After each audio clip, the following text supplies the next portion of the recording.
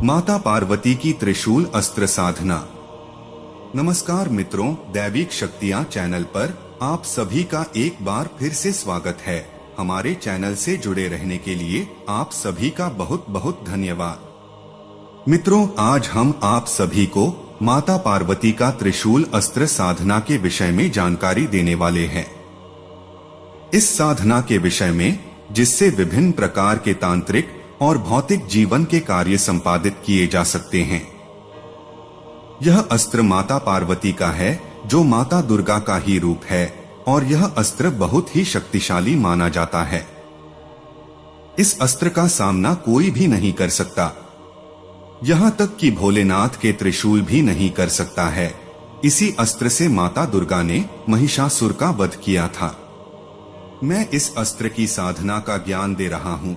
मेरी यह आशा होगी कि आप दूसरे लोगों की मदद करें और बुरे कार्य ना करें। इस साधना के कई लाभ है। पहला तो यह हर प्रकार से सुरक्षा प्रदान करता है। दूसरी बात यह है कि इसका लाभ हजारों और लाखों गुना है। इसके द्वारा सर्व दोष नष्ट करना, अकाल मृत्यु के साथ साथ काल मृत्यु से सुरक्षा, आयु में वृद्धि और अकाल मृत्यु का टल जाना, इसकी सिद्धि माता पार्वती से संभव है।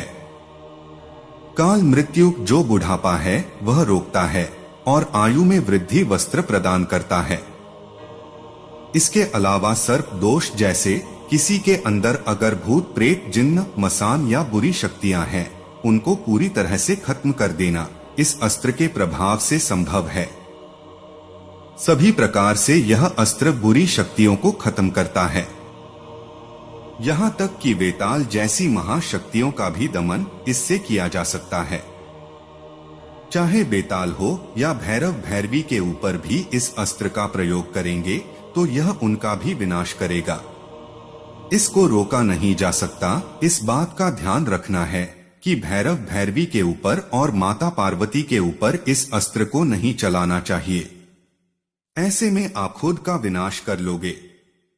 इस शस्त्र को चलाने के बाद यह रुकता नहीं है और अपना कार्य करके ही वापस लौटता है। मित्रों, साधना विधि विधान को जानने से पहले आपको इसका प्रयोग कैसे करना है और आपको अपनी सुरक्षा और परिवार की सुरक्षा कैसे करनी है, पहले इसे जानते हैं। जब यह अस्त्र सिद्ध हो जाए तो आपको गुप्त मंत्र का 3 बार पाठ करके केवल उस शस्त्र को अपने अस्त्र से छुआ देना है, जो आपकी और आपके पूरे परिवार की पूरी तरह से सुरक्षा करेगा। जैसे किसी के ऊपर अकाल मृत्यु, काल सर्प दोष इत्यादि हो तो इस अस्त्र का केवल स्पर्श करा देने से इन सभी का निवारण हो जाता है। अगर किसी के ऊपर भूत प्रेत जिन्न मस्तान इत्यादि आया है या फिर तंत्र बाधा से पीड़ित है तो गुप्त मंत्र को 3 बार पढ़कर इस अस्त्र को पीड़ित व्यक्ति को छुआ देना है। शीघ्र ही दुष्ट शक्तियों से व्यक्ति का रक्षा होगा। उस इंसान के सभी दोष तंत्र क्रिया जो भी हुई हो, जिससे शरीर में लक्षण उत्पन्न हो गए हो, वह नाश हो जाएगा। इस अस्त्र को आप महाशक्तिशाली मारण अस्त्र के रूप में भी प्रयोग कर सकते हैं। इसके अलावा वाक सिद्धि, त्रिकालदर्शी इत्यादि ज्ञान भी आपको मिलता है। जैसे कि आप किसी इंसान की भूत भविष्य और वर्तमान जानना चाहते हैं तो इस शस्त्र को 3 बार मंत्र पढ़कर अपने स्वयं के सिर पर छुआ देना है और उसी इंसान के बारे में सोचना है। फिर खुद ब खुद उस इंसान के तीनों कालों के बारे में आपको जानकारी मिलने लगेगी।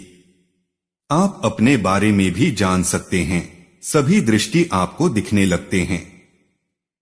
इसके माध्यम से आप षटकर्म जैसे मारण, मोहन, उच्चाटन, वशीकरण, शांतिकरण और विद्वेषण भी कर सकते हैं। अगर किसी के ऊपर वशीकरण करना है तो वशीकरण के समय उस व्यक्ति का फोटो होना चाहिए। अगर फोटो नहीं मिलता है तो भोजपत्र पर इच्छित व्यक्ति का नाम लिख देना है। उसके बाद अस्त्र को टच करते हुए कहना है कि इस इंसान का वशीकरण हो जाए। यहाँ तक कि अगर इंसान की मृत्यु भी करवानी हो तो यह भी संभव होता है। लेकिन मैं तो यही कहूंगा कि इस शक्तिशाली अस्त्र का कभी भी गलत प्रयोग ना करें। क्योंकि समय के साथ आपको इसका कर्मफल भोगना पड़ता है। आप जो भी करेंगे उसका फल भी आपको बाद में भुगतना पड़ेगा, चाहे वह पिछले जन्म का हो या अगले जन्म का। इस अस्त्र के लाखों लाभ है। इससे धन प्राप्ति के अपार साधन खुलते हैं। माता पार्वती की कृपा से इतना धन मिलने के मार्ग खुलते हैं कि आपको कुछ करने की आवश्यकता नहीं है। अब चलिए इसका जो विधि विधान है वह मैं आपको बताने जा रहा हूं। इस साधना को आप सोमवार, शुक्ल पक्ष या कृष्ण पक्ष से शुरू कर सकते हैं। अगर आप शुक्ल पक्ष के सोमवार से शुरू करें तो आपको रात्रि 9 बजे से इस साधना को आरंभ करना है। इसमें आपको रुद्राक्ष की माला लगेगी और आपको अस्त्र के रूप में एक त्रिशूल खरीद के लाना है। यह त्रिशूल किसी भी साइज का होना चाहिए, जरूरी नहीं है कि यह बड़ा हो या छोटा हो।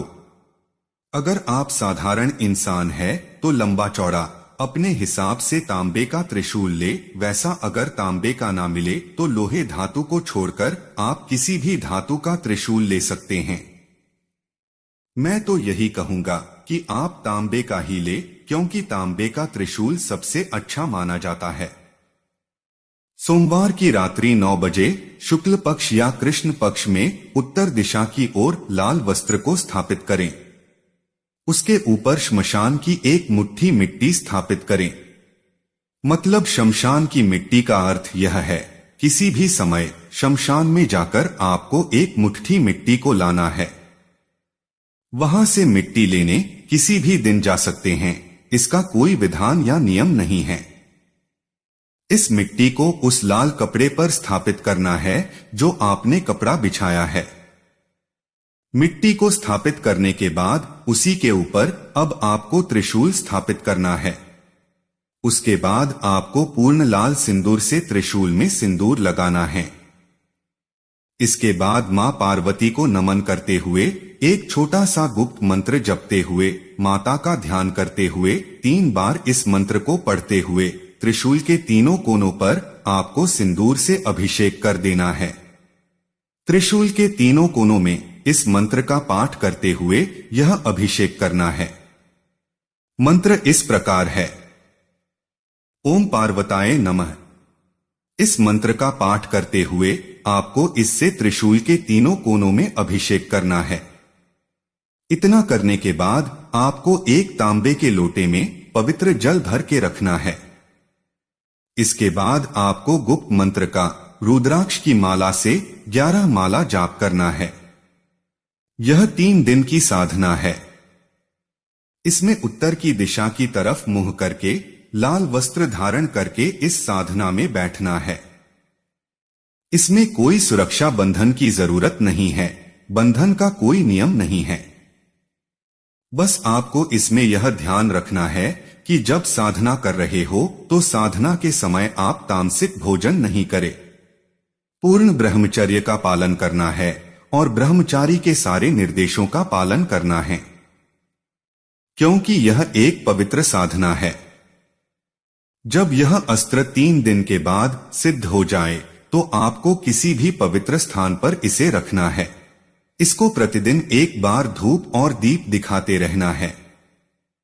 साधना में अपनी धूप दीप आप लगा सकते हैं। अपने हिसाब से धूप में लोबान गूगल को लगाया जा सकता है। और जब 11 माला पाठ करेंगे तो 11 माला पाठ करने के बाद प्रतिदिन तांबे का जो लोटा है उसे अभिमंत्रित करना है। दूसरे दिन जब साधना करेंगे तो बिल्कुल पहले दिन की तरह ही विधान करना है। 11 माला पाठ करने के बाद वही विधान करना है और ऐसे ही आप तीसरे दिन की साधना करेंगे। यह साधना आप किसी भी स्थान पर कर सकते हैं। जैसे कि अगर शिवालय है तो सर्वोत्तम है, अथवा आप अपने पर्सनल कमरे में भी कर सकते हैं या फिर बाहर भी कर सकते हैं। इसके अलावा इसे श्मशान भूमि में भी किया जा सकता है।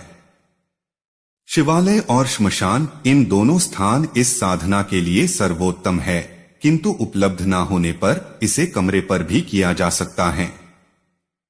बस वह जगह पूरी तरह साफ और सुथरी होनी चाहिए। रुद्राक्ष की माला से आपको यह साधना करनी है। मंत्र इस प्रकार है। ओम हरोम अघोर शमशान देव्ये सर्वत्र जितात्मा महाक्लाय सर्वशक्ति संपन्न त्रिशूल अस्तराय पति पावन दुहाई गोरा पार्वती की। मंत्र एक बार फिर से सुने।